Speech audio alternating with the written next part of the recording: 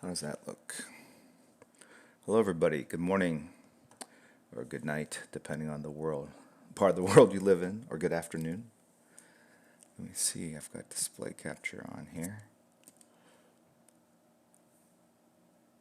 I'm not going to do that. That's the wrong way to go. Let's try that. How does that look?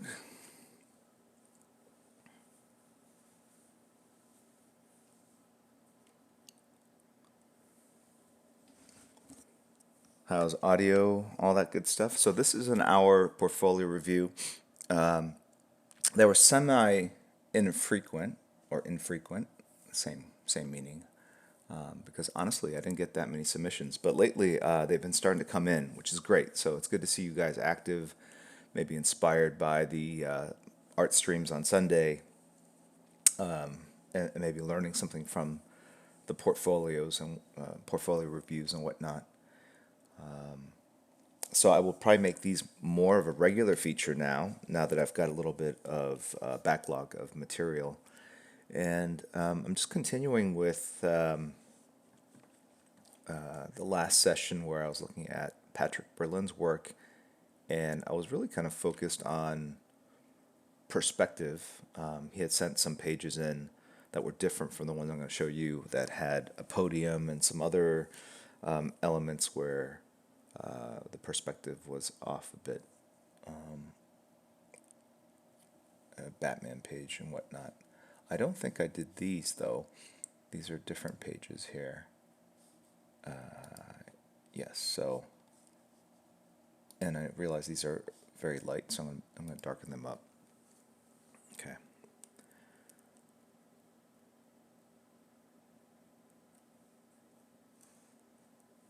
Okay. 42 unanswered text messages. I knew if I went to display capture just so I could show you the cursor, I guess. Does the cursor show up? Let me see. It's supposed to. This is the only reason I went to display capture versus window capture. Otherwise, you could see all the nitty gritty on my desktop. Great. And there's one thing I'll show you guys. It's this. So I made this custom Kappa Joker. I had submitted this as an emote a while ago, and it got rejected. But I liked it, so I never posted it.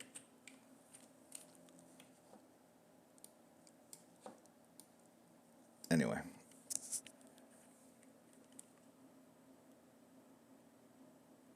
hide doc. I have nothing to hide, honestly. This is actually just this is not my regular workstation anyway, so there's nothing on here that I think on my other iMac in my office I've got like twice as many icons in my dock or something. It's ridiculous.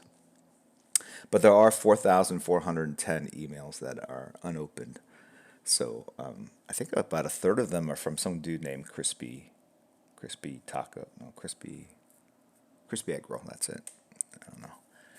Anyway, if he's in chat, just let me know because I blocked him. So I mean, if he says anything interesting, just let me know too. So I'll just check it out.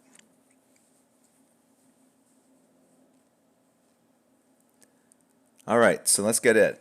Add it. All right, so let's make this as large as possible, and let's just make it as dark as possible. We're not. I thought that was the command for making it dark.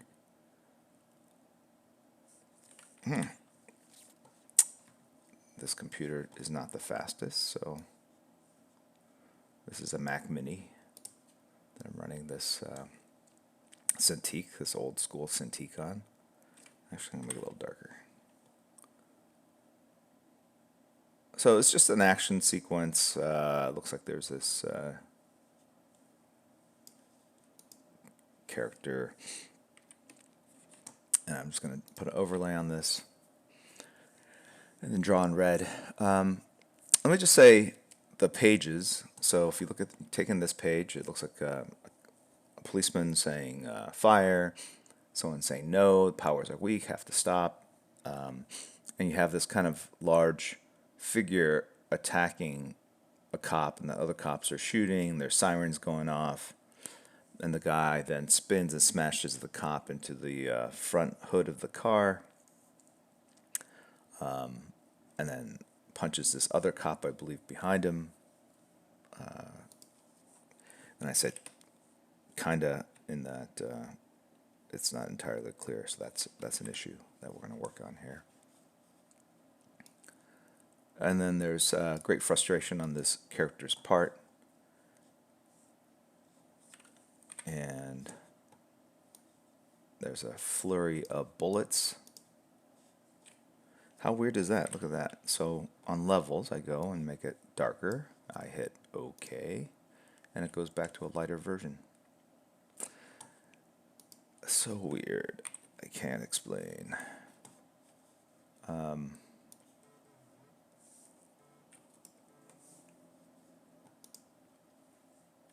Why is that happening? That's so odd.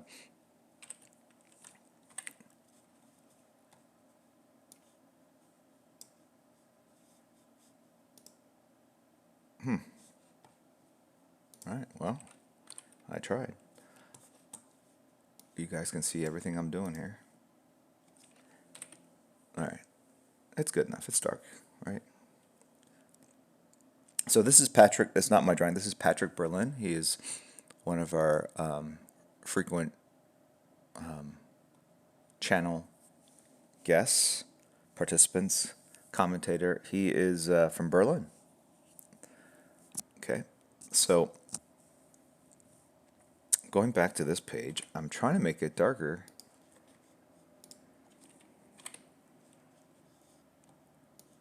How interesting. Wow, I wonder if this is locked or something. This layer. It shouldn't be, though.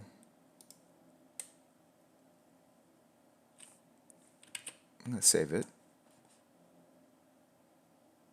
Maybe that's the issue. Let's replace it all.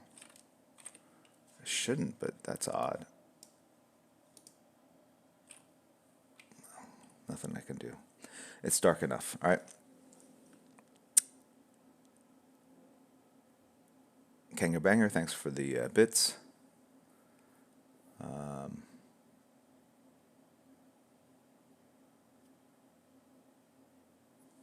This is the only artist we're reviewing today. More than likely, I've got an hour schedule, so I'll stop at 11:10. There's one other person, but it really depends on how deep we get into this. All right, so let's get started. So first, let me just talk about the storytelling. I think there's some things, Patrick, that you could work on in terms of the flow. You have to be careful when you go in and do close-ups. Oops. Okay. Looks like I ordered something on Amazon.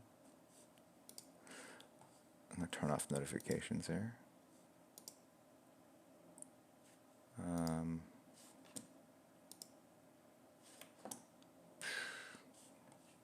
Do not disturb. Let's go 9 a.m. to 12 p.m. Let's see if that works. Hey, Mason. You sure? Yes, I am. What you do? Just art tutorial. Close that door. Thank you. All right. So I think when you do close-ups, it's not entirely there's a greater chance of losing the reader, so you have to be really careful when you do that. And then, so when you get down here, 1, 2, 3, 4, 5, 6, 7. So between the 6th and 7th panel, this character punching this guy, I'm assuming that this guy here is this guy. But there's really no way of knowing because he's not continuing the piece of dialogue. His hat, his cap, his police cap, that would be here, has been, I guess, punched off, which is fine. But if you don't show it, I don't know if it happened or not. I only know in that this is the villain or hero's left hand, and that's his left hand here. So if this villain or hero is colored green, let's say, the continuity would be established that this green arm and this green hand belong to the same person. And so we would know that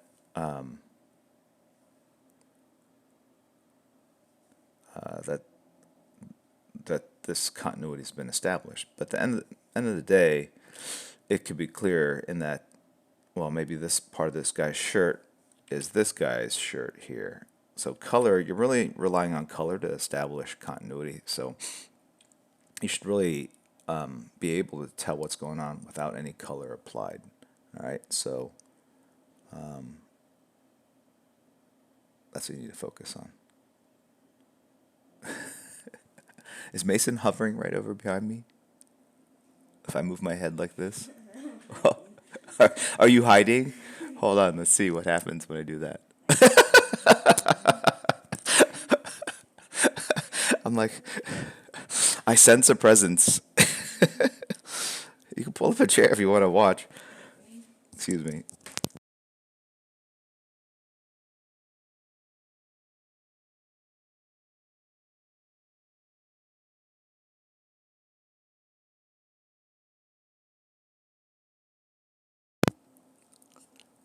Gotta go here.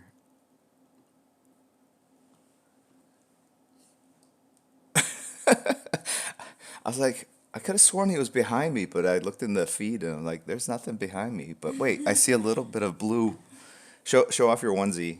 I mean, it's yours. This is yours.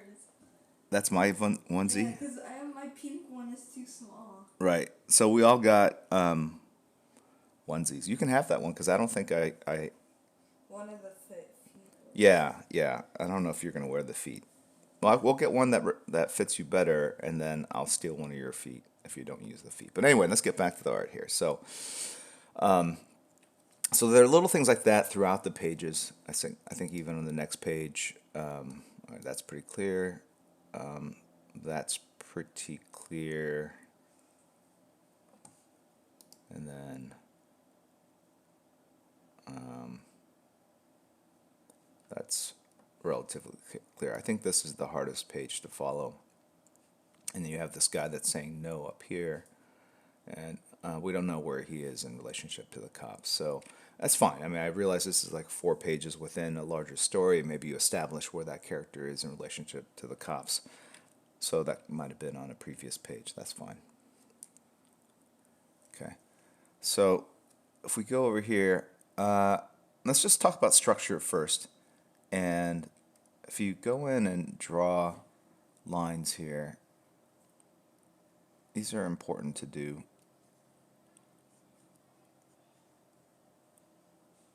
Right? And I think the structure is pretty good and that things look fairly symmetrical. I think this mouth is problematic though, in that you have to kind of draw through, especially with the teeth. I mean, if you think about like a video game, like even PUBG as an example. When you load up, you're actually inside the skull. You could see the teeth and the eyeballs and everything. They basically construct all this stuff. So you have to do that. And so this chin line looks like it should be more like that, right? So you have to, what's good is what I would do is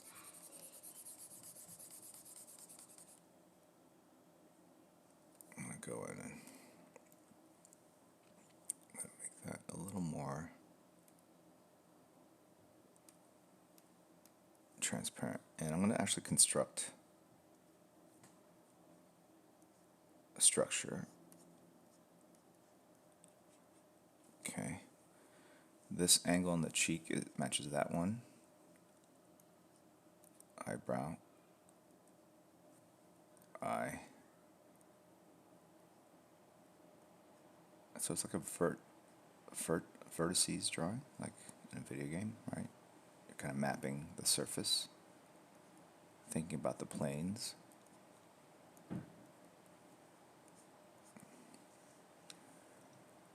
And then this mouth, you would really just see part of that mouth and then the other part of the teeth underneath here. There's the chin line, the eye sockets, the neck. Okay. And then this band goes here. I would say this probably juts out here a little bit more. And I would draw, I think you put this badge kind of where it is because you were influenced by the border of the panel. You have to kind of draw through all of this and kind of ignore the panel borders while you create the structure and then crop it afterwards, right?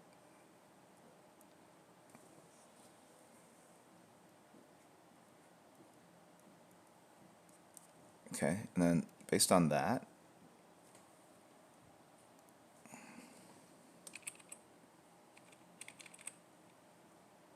I'm trying to still stay in the style that you were drawing in.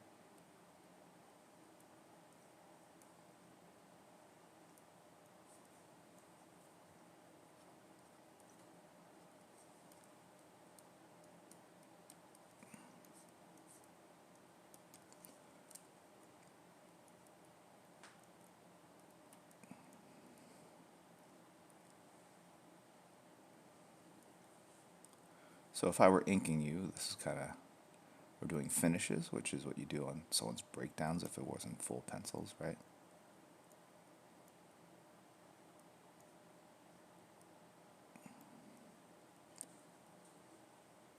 And then this is the shadow of the upper part of the mouth on the lower part.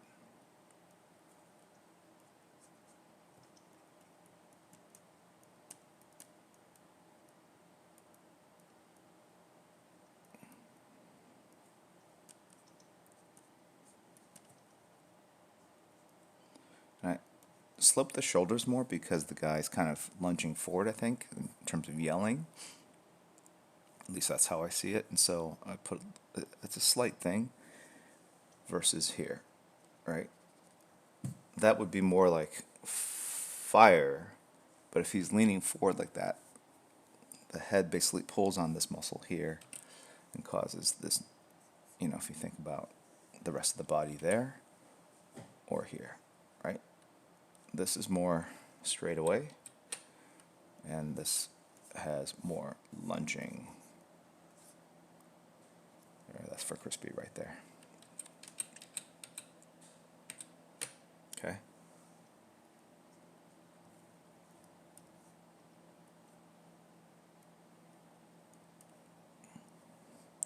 So we hide that, kind of see what we're going for.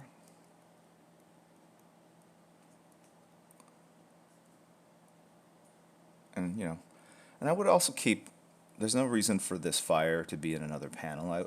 I would just put the panel border here. It's, if you cross over the panel borders, you should have a really interesting or creative reason for doing that. Right? And I'm not sure what the purpose of it is. Right? You're going to go from this panel to this panel anyway. If you're trying to make the eye go to a panel that it might not normally flow to, then I could see maybe taking that word balloon and throwing it so that the eye is forced to go in that direction. But we're going to go left to right anyway on that top panel, so it's odd that it focuses on that. Right? So.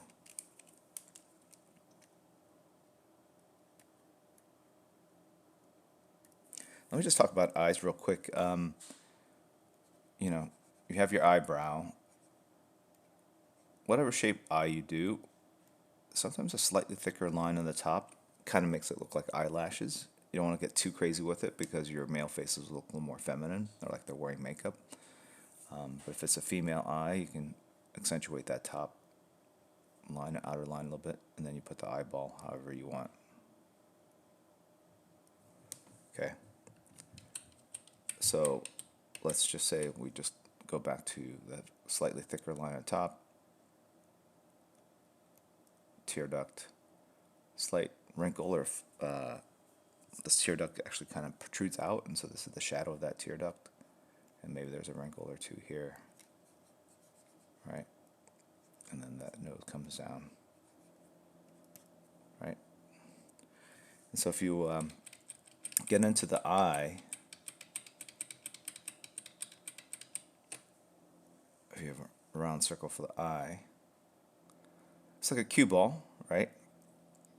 If there's a light source, a window, right, it basically casts a slight reflection here. And that's kind of because it's a sort of a glistening, very shiny round object, and round objects will reflect things around it, right? And so if you think about an eyeball like this,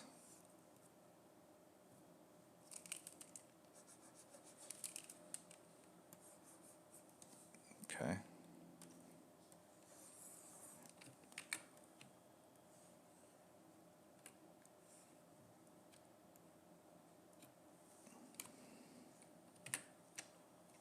right?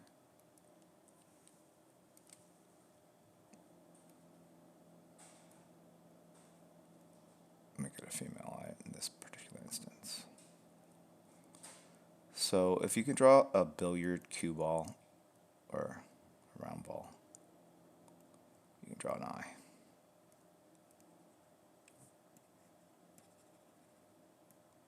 It's the bearded lady. Okay.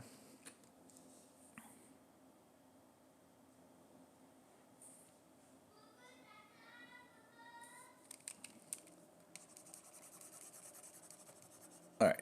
So now we get into these three panels. It's like a headshot, a hand, an eye. I would just do it as like three panels, you know? Put that headshot here. He's saying no. And then I assume it's the costume guy's hand. I would have that hand reach out this way. Because we have this guy's face slightly looking from screen left to screen right. And we have this hand outward, kind of screen left to screen right. So we're kind of carrying that consistently through. I think this guy's got like a weird mask here.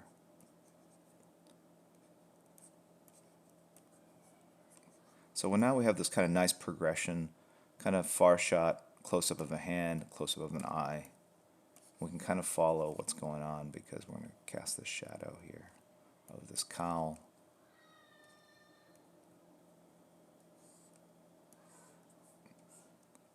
Right?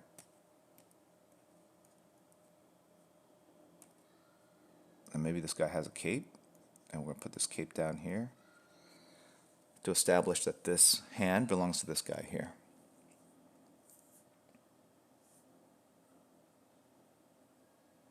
Okay.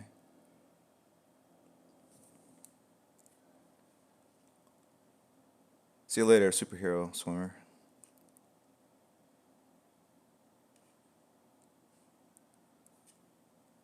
Okay. Let me take a short break for what we have here. So, Kanger Banger had cheered a bit. Bloodhaven Knight has resubscribed. Thank you very much. And before the stream even started, Ivan the Really Terrible has resubscribed, as have others. Okay. All right. So then when we get into this panel here, this is a very tough panel to do because it basically has cars, it has perspective, and that things are in the foreground, middle ground, background. You have cops, you have this big guy. There's no background, and that makes it really, you have to establish, especially in this shot, what's going on, and then you can kind of drop out the backgrounds later, but where are they fighting? I know from later pages they're in the city, so I'm going to have to put the city in here. And so what I'm going to do for the purposes of this sort of talk is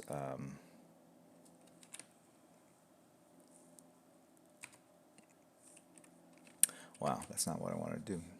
It's so weird. Okay, there we go. At least in the old Photoshop, if you create a new, yeah, there we go. Okay. So on this, I think very lightly, I'm going to create sort of an approximation of what I want to do. You've got this in the foreground, and this is kind of how I would kind of work through this. You have this in the foreground. I thought you had this in the foreground. You have this in the foreground.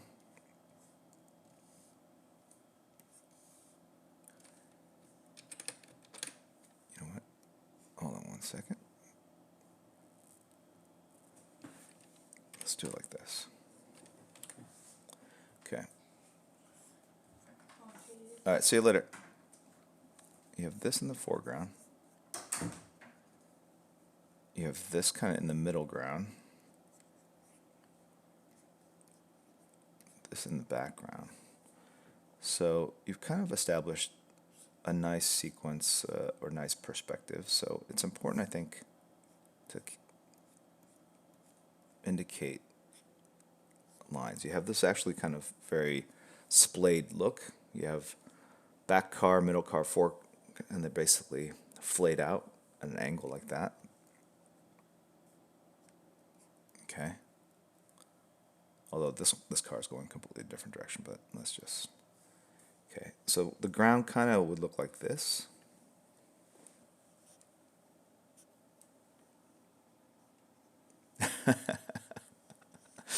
Slap people for fun. Thank you.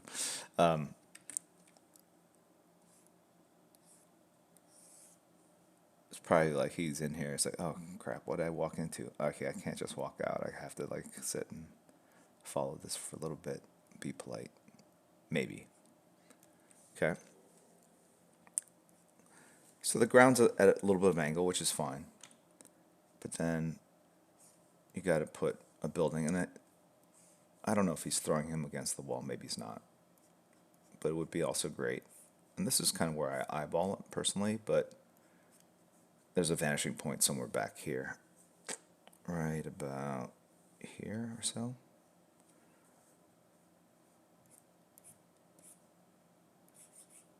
So I'm not even doing this right here.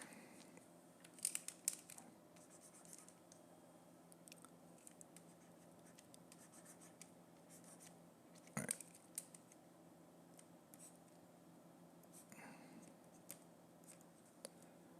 And then I think the vanishing point's about here.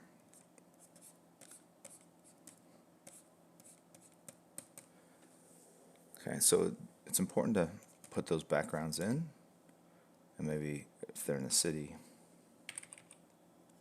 there are other kind of backgrounds in as well. So these cars are fine. I probably would tighten up the details, Patrick.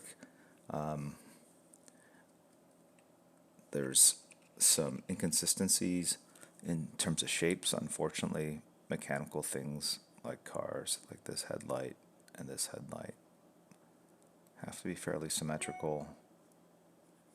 I would just get into the nuances of the outlines of these shapes. You know, this like license plate should be centered in this element here.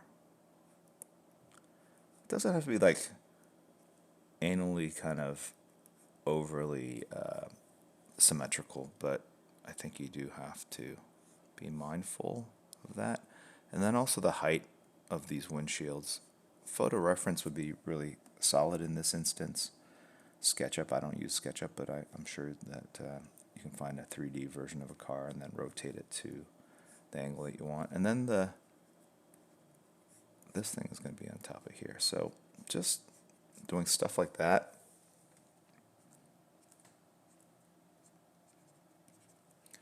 Makes a big difference. And then because these tires are underneath the car, right?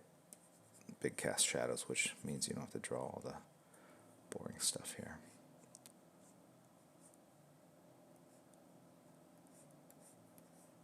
All right, I'm trying to be consistent with this car in the foreground.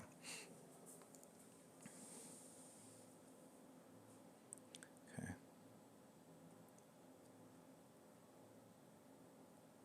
How can you tell the difference between lighting and explosions? See roof lights.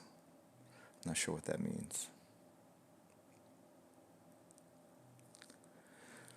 Okay, so all right, so forgive this horrible.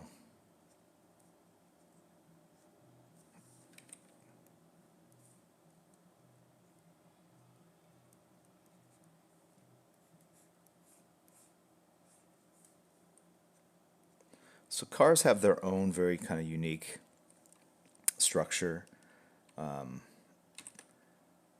just like people, animals. You know, for the most part, you got to figure car has an axle. Depending on the type of car, the distance between the wheels will have a very distinct difference. There's a rod that goes back here. If it's a rear drive, rear rear drive. What am I trying to say? A rear drive car. The engine sits in the back, and basically the engine turns this crank, which basically turns this, so that the wheels start turning forward, right? But these wheels are more or less parallel to one another. Sometimes the back wheels are wider and further apart. Right. So, and then this hood, the front bumper, will come out and obscure some of those wheels. So think about literally constructing a three-dimensional car. And so these lines where I think the A pillar, B pillars, or something like that, super vital for constructing kind of the shape of the car. So these are not bad exercises to do.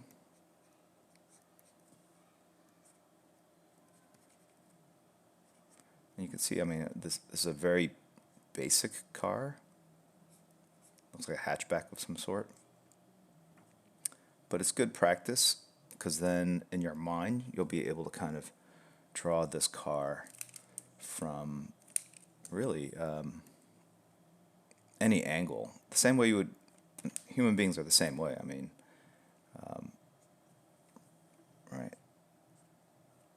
So this is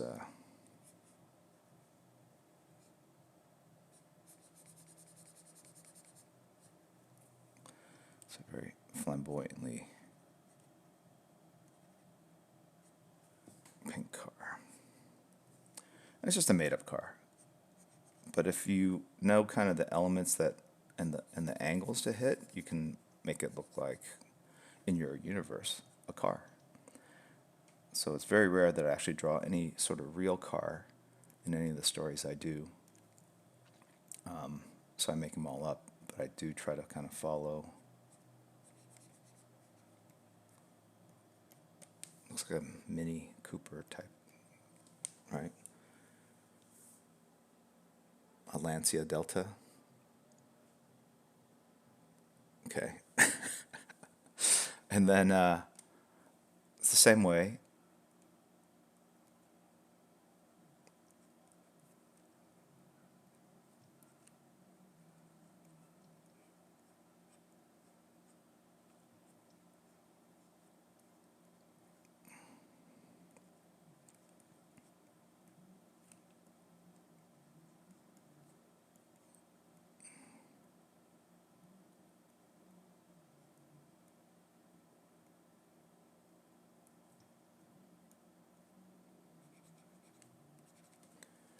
Right, you would be able to kind of construct a figure lying on the ground.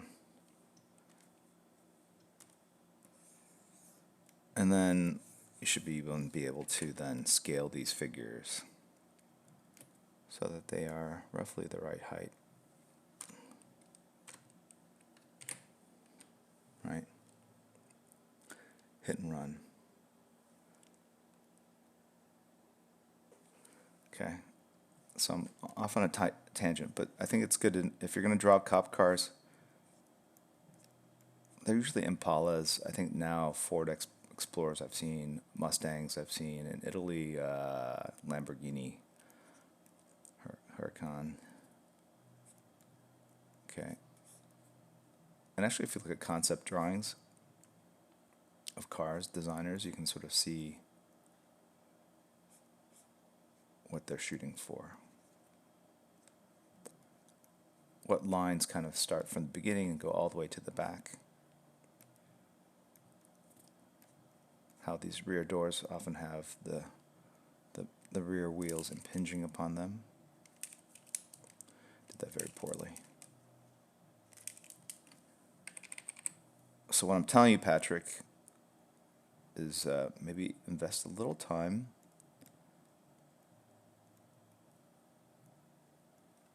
practicing and drawing cars. And you'll see the benefits of that very quickly when you draw scenes. Right? Okay? All right, so then we'll get back to here. Okay. So I feel like these... Okay.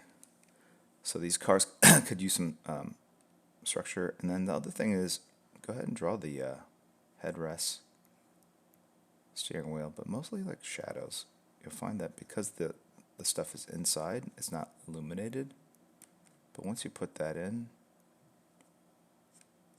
it just gives it a...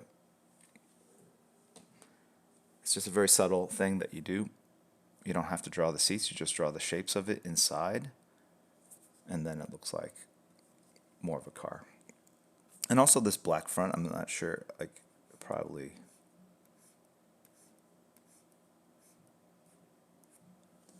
probably looks like that. Some sort of grill. All right, so then we get into this figure, and again, just the same way I built that structure on the face, I feel like you need to do that for your figures as well, Patrick. I think it's a good start, and like I said, there's a lot of energy on the pages, which is positive. You clearly have an idea of flow in your head. I think now the trick is taking that flow and really double checking it. It's almost like doing proofreading on a sentence that you wrote, looking for misspellings, grammar, diction, all that stuff. And you've basically created this visual sentence, and then you need to go back in and tweak things and move elements around, sharpen, maybe redefine elements, new words, spellings, all that kind of stuff. If I can mix up different metaphors.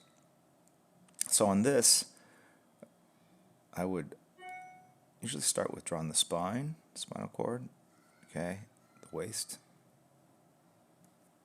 okay.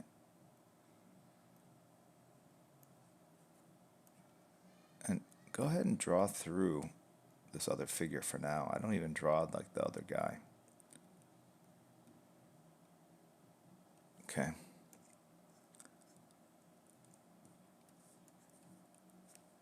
I feel like that foot should be longer a little bit.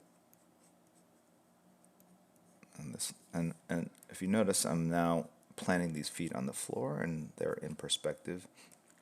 I don't know about this cop car being right there, to be honest. I probably would show.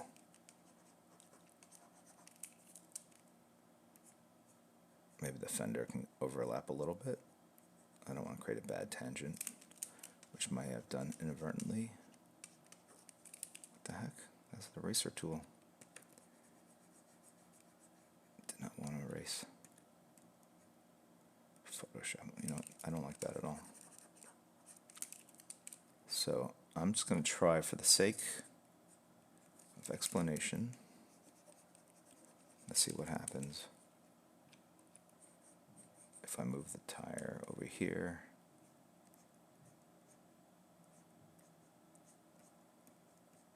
And just kind of clearly show this. I feel like maybe you put that car in front to kind of hide this part of the drawing that you weren't crazy about. Maybe, I don't know. That's what I would do. All right, so now, once you've got that done, okay,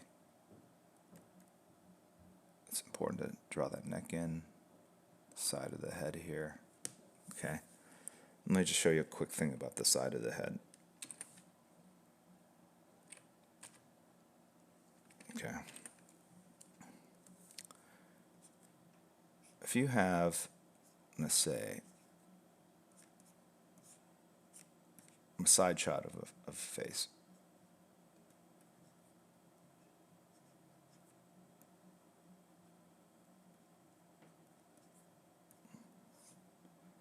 these are kind of the planes, right?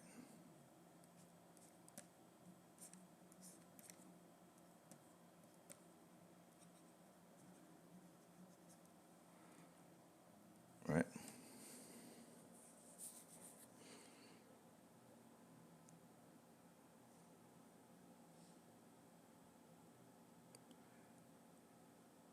Hey, yeah, James, man. I'm not sure what's going on.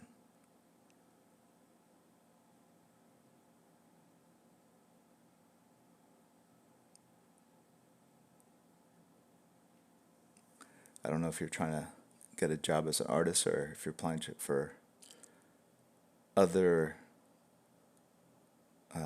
types of jobs, but yeah, definitely this is probably not the place to be kind of looking for help. We're not trained professionals. I would definitely call the number that Crispy has put up there for you. And if you're into art, a lot of people find it very therapeutic and a great source of escape and comfort, really. A lot of people I know. So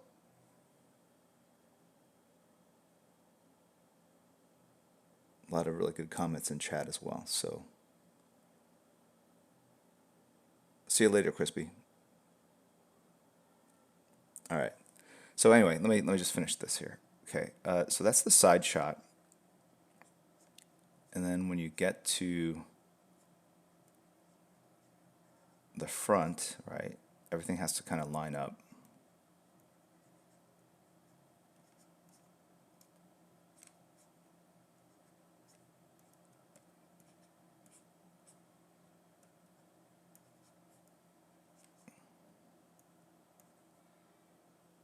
So I'm just kind of drawing half this face here.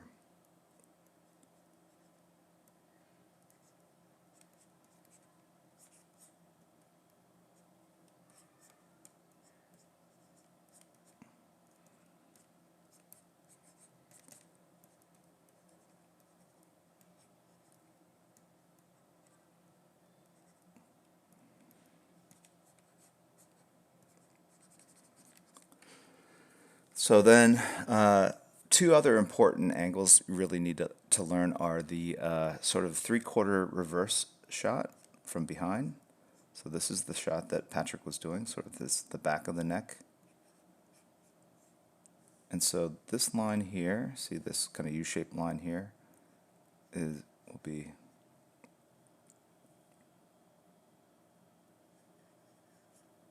right there. The ear's right there. So that ear has two lines that go down. The brow sticks out a little bit. The eye goes into that socket here. The nose sticks out a bit. And you can draw that mouth, or you can just kind of draw the side of that cheek. See, the cheek here gets in the way of the mouth, so you're not going to see the mouth from the side unless you have lips that really protrude out. But this line here, and then the chin juts out just a little bit. Okay.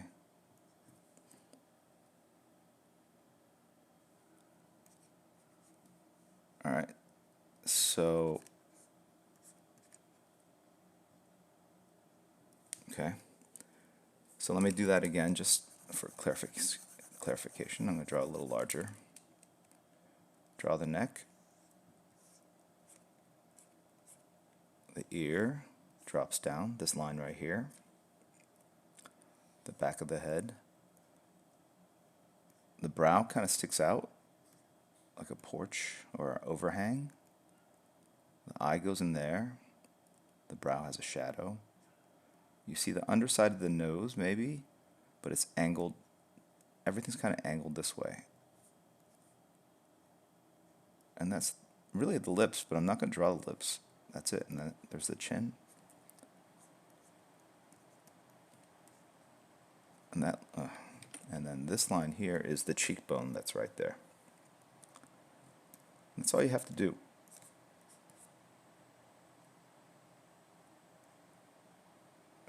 You know, different shape of nose there. Right?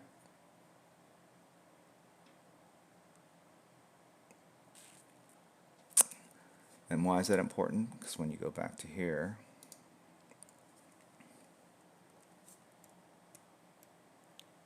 I feel like Patrick kind of punted the ball down the field. It's an American expression. So if we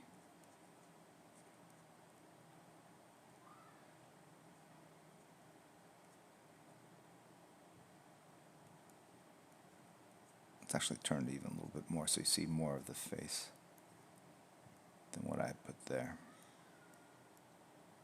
That angle of the nose, angle of the brow, the shadow under the eye, the ear being elevated in relationship to that nose, the divot of the cheekbone, this muscle here that goes from the back of the head, back of the shoulders to the back of the head. Okay.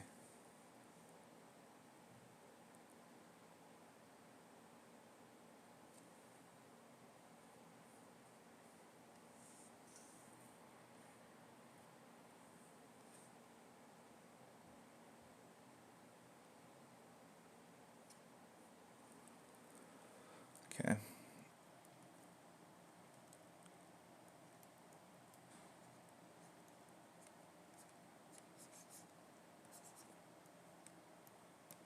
And then you have to,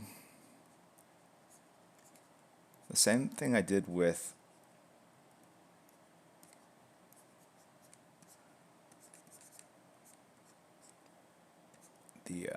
the head, you have to do with the arm.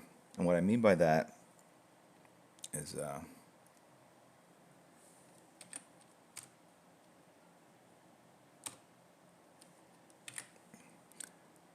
if you know how to draw an arm,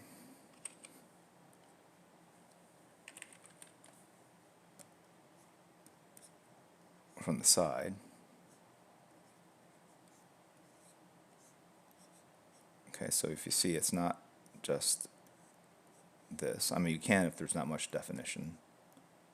But even in here, this is this top part is an exaggeration of what I've drawn below. So I'm very cognizant of where all these different breaks are, the high points and all that, right?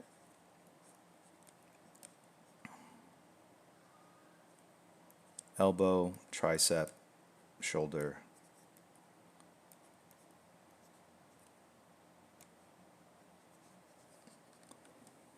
Okay.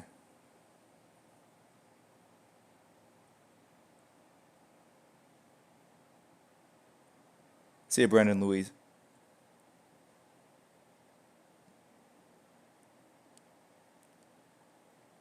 Okay.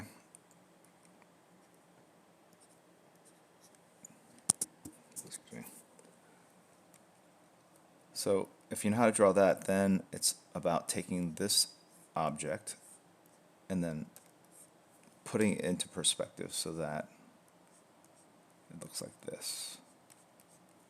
All right, if this is the arm from the side, and this is the arm, put it into perspective. That's kind of what you're doing in that drawing where the guy's holding that cop. So basically, that's the shoulder muscle, tricep. I'm exaggerating a little bit.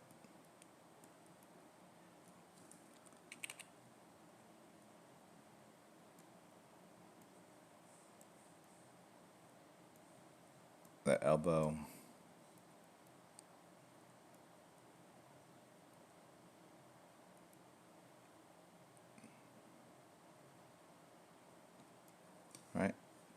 So everything just like the same way with the side of the face where the brow and the nose both kind of have these angles like this,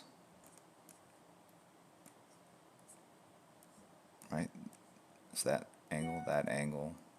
If there were lips, you would see it like that. Everything's kind of turn. These lines are basically turned like that.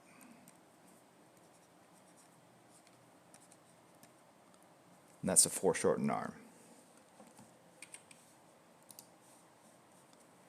So that's what we're doing here.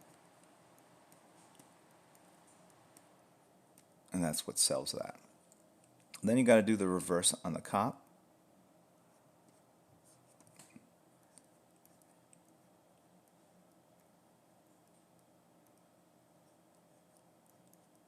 And it really behooves you to break down the shapes before you draw the details, right? And draw through anything that you have. Just like I drew with that car, you really have to break these shapes up into three-dimensional, right? And that other hand, if Photoshop would hang with me here. Okay, and then this, you figure this hand is so large it's covering like the bottom half of this guy's face. And that face is probably turned up a bit, right? We'll have his hair kind of flowing in the air a little bit for dramatic purposes, right? And since he's wearing a uniform,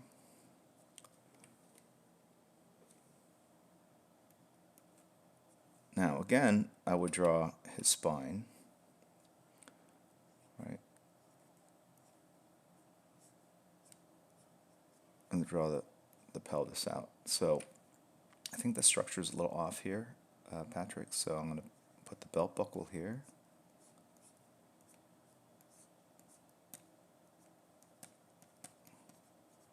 Probably would do a little reference on basically what policemen's belts look like. They tend to be very high up on their waists, and they're very thick and bulky.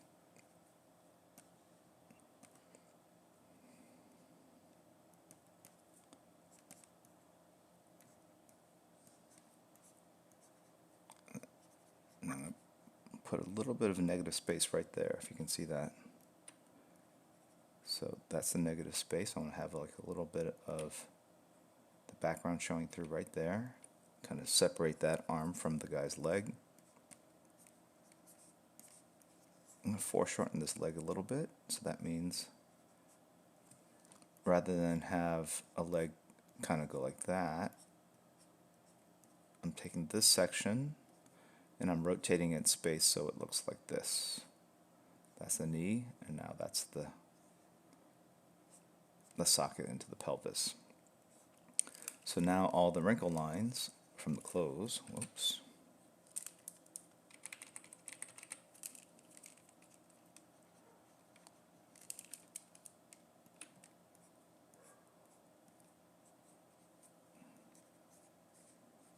goes like that.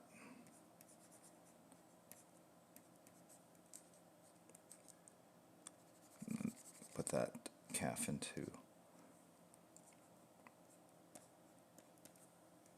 shadow there.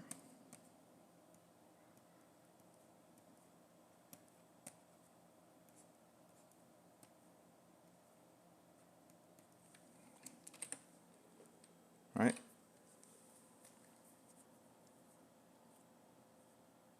Yeah, Procreate. I use Procreate on my iPad Pro. The iPad Pro is super nice. It works just as well as the Cintiq. I like this just because it's at an angle. I can save it to a computer that has a lot more storage. But I know people that color comics, and they color the books on iPad Pros now. So you don't have to be bound to kind of your Cintiq or your... There's actually a mobile Cintiq which costs about the same as a iPad Pro. So at this point, if you get the iPad Pro with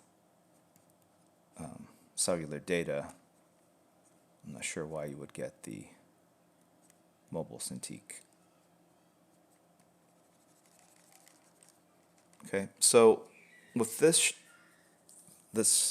drawing of this big bruiser guy picking up this cop, it's all about the same thing I did with the car. It's about figuring out what these shapes are, creating these vertices, and then as these shapes kind of go in perspective, the way they basically change the wrinkles, the shapes of the elbows, the muscles, all that kind of stuff. Okay?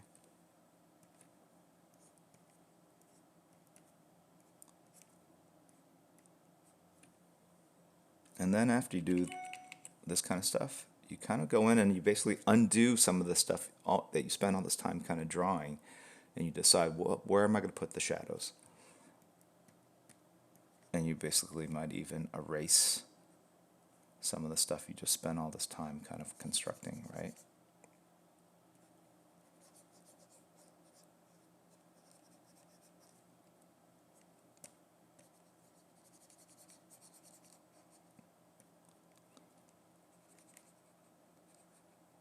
Right? And then even this arm could be casting a shadow like that. And all of this could be casting a shadow on this guy here. Right?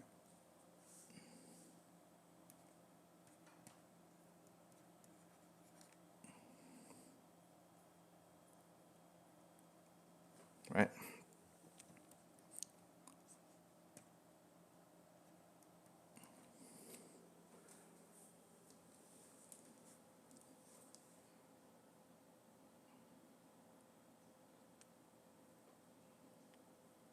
If you make a character too big for a panel digitally, you can resize it traditionally. Yeah, you get out the eraser, redraw it. That's the way it's done. I've drawn whole covers and I realized it was a 1/4 inch to the left, and I just started over. I just kind of light boxed it and traced the basic shapes and just started over again, a 1/4 inch over. It happens, not a lot, but look, do you want to be a trained professional or not? I mean, you're doing it for a living. Your name is on the work.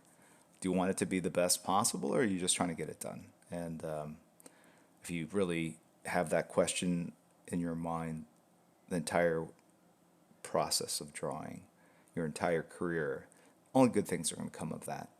And yes, it is more work, but I mean, this is what people do or strive to do if they want to be the top of their game. You know, there's literally a pyramid of people that will cut corners down here, not redraw things, do it the next day, but don't, and then you get to the top, and these are the people that are very tough on themselves and redraw things and keep working on things to get better and better. But if you get too far up there, I think you become a nervous wreck. You become very incapacitated by the inability to appreciate anything you're creating. So I think it's better to be, honestly, screw the top. Be right here. Enjoy your life. Okay.